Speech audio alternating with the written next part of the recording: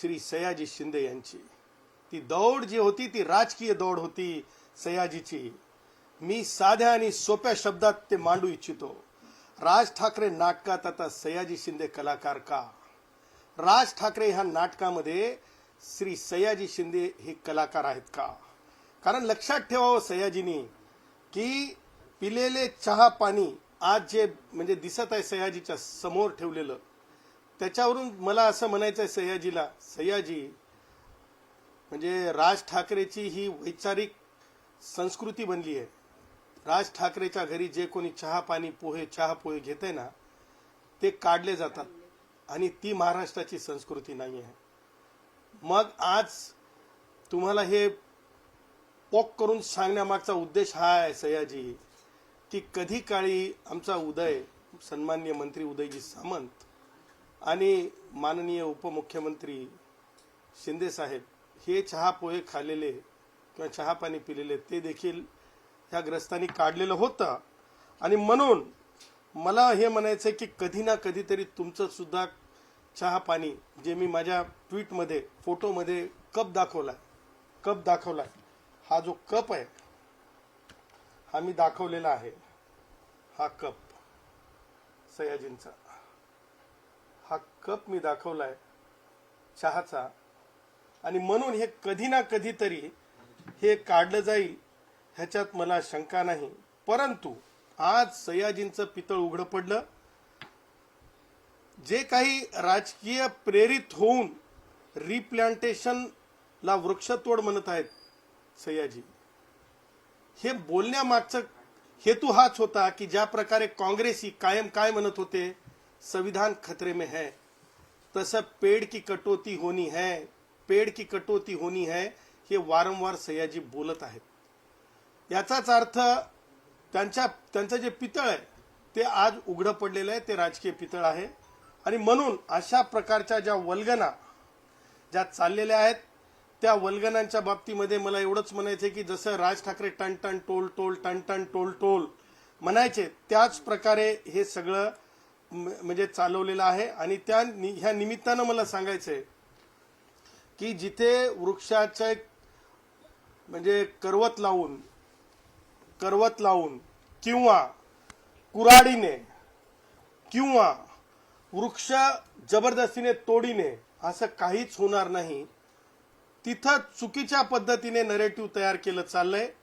आणि त्या नरेटिव्हचा आज खरा ती स्क्रिप्ट होती. आणि आज जे नाटक सयाजीनं आज जे स्वतःला खुलं करून दिलं, उघडा करून दिलं, ते आजचं हे सत्य आहे. आणि म्हणून महाराष्ट्रातले वृक्षप्रेमी असतील किंवा पर्यावरण प्रेमी असतील किंवा पॉलिटिकल ॲक्टिव्हिस्ट असतील, सोशल ॲक्टिव्हिस्ट असतील, त्याचबरोबर कुंभला सर्वांकश हिंदू राष्ट्र भारत हमारा मानणारे श्रद्धाळू असतील, त्यांनी हे लक्षात ठेवलं पाहिजे की यांच्या राजकीय कारणासाठी आपण यांची साथ देणं चुकीचं आहे. जिथे वृक्षाची तोडच नाही, कटोतीच नाही, तिथं ह्या नाटकाला आपण प्रतिसाद दिल्यासारखं होईल. मी महाराष्ट्रातल्या तमाम हिंदू राष्ट्रातल्या तमाम सगळ्यांना आव्हान करतो की कोणी सुद्धा यांच्या नाटकाचा भाग बनू नका. ह्यांचं नाटक हे टन टन टन टन टोल सारखं आहे. आणि मला असं वाटतं की ह्या आजच्या सयाजीच्या अंकानंतर राज ठाकरेच्या मला असं वाटतं की प्रतिसाद त्या नाटकाला मिळणार नाही आणि ते क्लोज डाऊन झालेलं दिसेल. दुसरा एक प्रश्न होता की जरांगे पाटील यांनी गंभीर स्वरूपाचा आरोप केलेला आहे धनंजय मुंडेवरती की 2.5 कोटीची सुपारी जी आहे ती त्यांच्यासाठी दिली गेली. मला एक गोष्ट सांगायची आहे की जरंगेला आज कुणीतरी बोलतं केलेलं आहे.